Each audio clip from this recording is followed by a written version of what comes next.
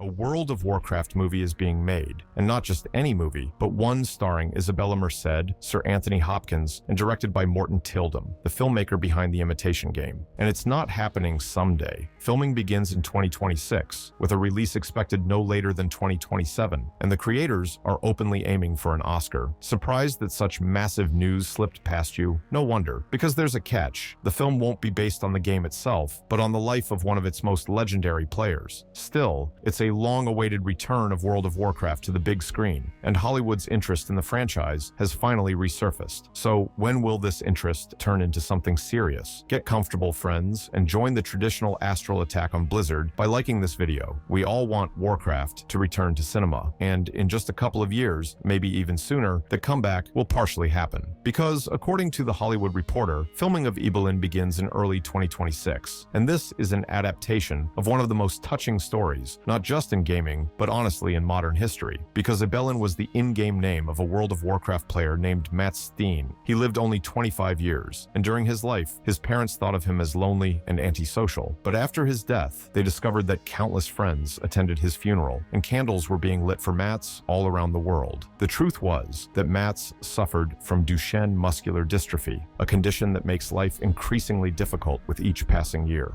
Almost all who have it eventually end up in a wheelchair, feeling worse every year. The same happened with Mats. He was born in 1989, and by the early 2000s, he could no longer walk. His parents bought a house adapted for life with a disabled child and gave him the most important thing in his life, the password to a computer with access to the internet. As Mats's father recalls, they initially regretted it a lot. The child stayed up late, became antisocial, and they argued constantly, trying to force him to go to bed at 11 p.m. They knew he played World of Warcraft, but they didn't think much of it, considering the game a silly, pointless hobby. But when Mats passed away in 2014 at the age of 25, still fighting the disease, something unexpected happened. His parents, as he had asked them, posted a short message on his blog announcing his passing, leaving contact information for replies, and within minutes, they were overwhelmed with messages, stories, condolences, memories. It turned out Mats was one of the central figures of the Starlight Guild in World of Warcraft, had hundreds of friends, and was a true celebrity on the server. Under the name Ibelin, he built friendships, helped players, and spent joyful evenings with people who organized a fundraiser for anyone who wanted to attend his funeral but couldn't afford the trip. Stunned, his parents saw a crowd of players at the funeral and received a message from the guildmaster telling them that candles in Mats's memory were burning all across Europe and that he would never be forgotten. And indeed, he wasn't. Since then, Starlight holds an annual online ceremony in honor of Ibelin, remembering his life. His parents finally learned who their son truly was and discovered that he was an incredibly beloved, popular person. The story touched director Benjamin Rees so much that he interviewed everyone involved on both sides of the screen and tried to reconstruct Mats's life, including his in-game life in World of Warcraft. Even Blizzard's leadership turned out not to have stone hearts. They allowed the use of the game's footage and models completely for free. The result? The 2024 Sundance Audience Award. And right now, the documentary Ibelin is available on Netflix. We strongly recommend watching it. You will cry like never before. And Hollywood decided to add budget and adapt the story as a feature film. Mats Steen will be played by Charlie Plummer, his closest in-game friend by Isabella Merced,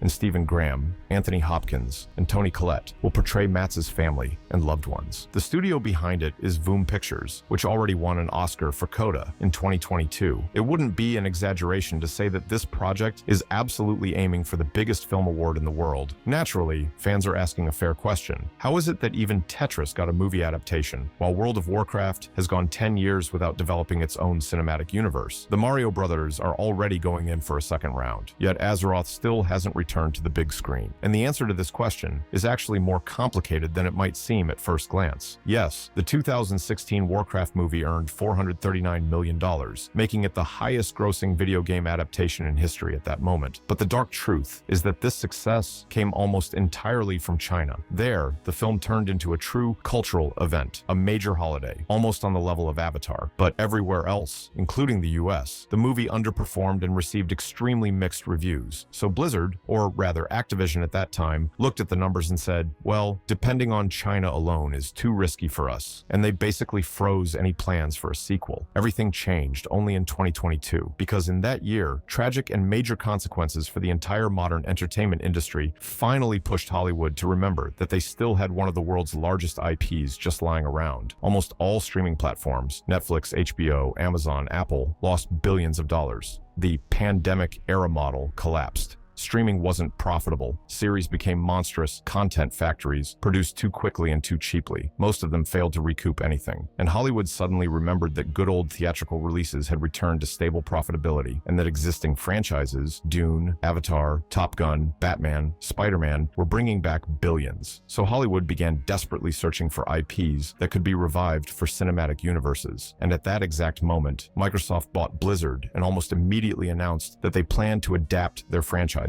including World of Warcraft. But the twist is this: if you follow investor meetings and actor interviews, you'll realize that this process started years earlier. For example, watch the recent interviews with Henry Cavill. He said that after leaving Superman and The Witcher, he began preparing for a dream project based on a universe he has loved since childhood. Everyone instantly assumed he meant Warhammer 40K. And of course, that's true. We know he's involved in that, but something else is going on in parallel. A month ago, Cavill revealed that in 2022, he had been talking with Guy Ritchie about making a film called Predator: Badlands. And the way Cavill described it, it sounded like a massive desert fantasy world with kingdoms, tribes, ancient ruins, mystical beasts, and a huge looming threat that eventually destroys everything. And during the filming of Highlander, Cavill accidentally let slip another detail, that this project is connected to one of the world's most beloved universes, and that he has been preparing for it all his life. But the most interesting part, the project didn't move forward because the studios wanted to wait for a major acquisition to complete. And what major acquisition happened right afterward? Correct, Microsoft's purchase of Activision Blizzard. This doesn't confirm anything directly, but the puzzle pieces fit together extremely suspiciously. Hollywood was clearly circling around Warcraft long before the official announcement. And this is where the biggest surprise comes in, because Blizzard themselves have been quietly preparing to revive Warcraft as a multimedia franchise, and they actually announced it publicly, but almost no one noticed. Back in 2022, during a quarterly investor presentation, Activision Blizzard announced something that at the time seemed minor, almost like a throwaway line. They said that Blizzard had restarted development on multiple transmedia Warcraft projects, including animated productions, a possible series, and renewed interest in theatrical filmmaking. But almost nobody paid attention. Everyone was distracted by the lawsuits, the acquisition drama, and the collapsing state of the gaming industry. However, the phrase transmedia expansion was not accidental, because around the same time, Blizzard completely rebooted their internal cinematic department, hired new directors, and restored parts of the team that had been downsized years earlier.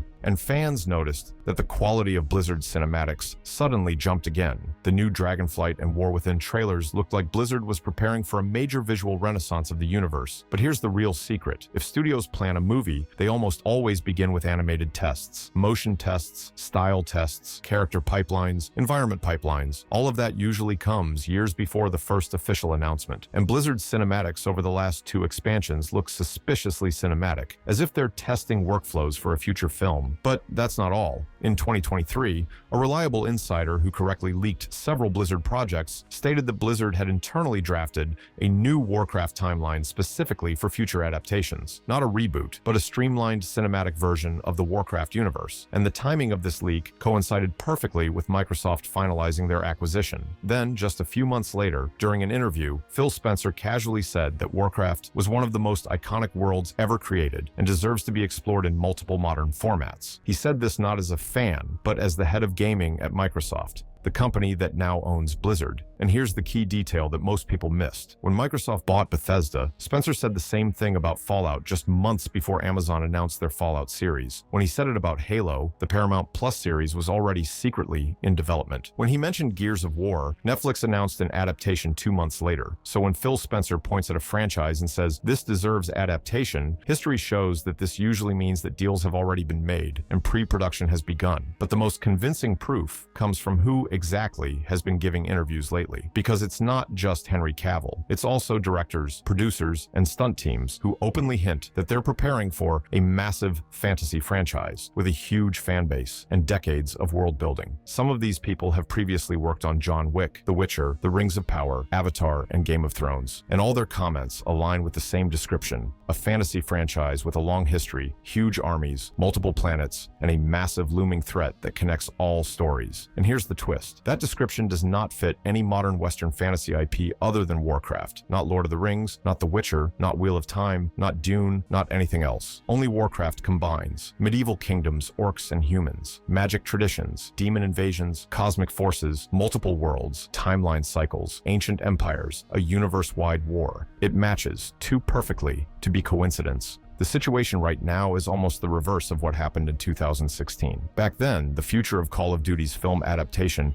depended entirely on the box office success of Warcraft. Now, everything works the other way around, and fans of Azeroth should genuinely root for Call of Duty to make $1 billion at the global box office. Insiders confirm this, and they also report that the idea of a direct continuation of the original Warcraft film has been completely buried inside the studio. According to their information, literally any alternative idea is being discussed, but not a sequel. First, because a new viewer simply won't remember the events of the first movie after 10 years. And second, because the same Paula Patton, who played Garona in 2016, is now 49 years old, and she simply won't pass for a young character on screen. So all of us should say goodbye to a direct sequel. As for other details, there's no unified opinion. Some claim the studio wants to adapt the ancient era of the elves and the first invasion of the Burning Legion. Others insist that Blizzard wants a film based on modern in-game events with an adult Khadgar, the Titans, and Azeroth's cosmic storyline. But none of these ideas, no matter how interesting, is currently in any truly advanced stage of development, unfortunately. But confidence remains that this injustice won't last long, because in 2026, we are getting a full wave of video game adaptations, from Mortal Kombat to Street Fighter, with the recently announced Ghost of Tsushima, Sonic 4, and The Legend of Zelda. And 24 more projects, from The Sims to BioShock, are in various stages of production without solid release dates. The next 5 years will become the true boom of video game adaptations, and it is impossible to imagine a universe in which Warcraft would stay off to the side while everyone else joins the party. Do you believe the film will arrive in the next couple of years? Let us know in the comments, and also tell us which Warcraft storyline you would personally adapt. And that's all for now. Until next time.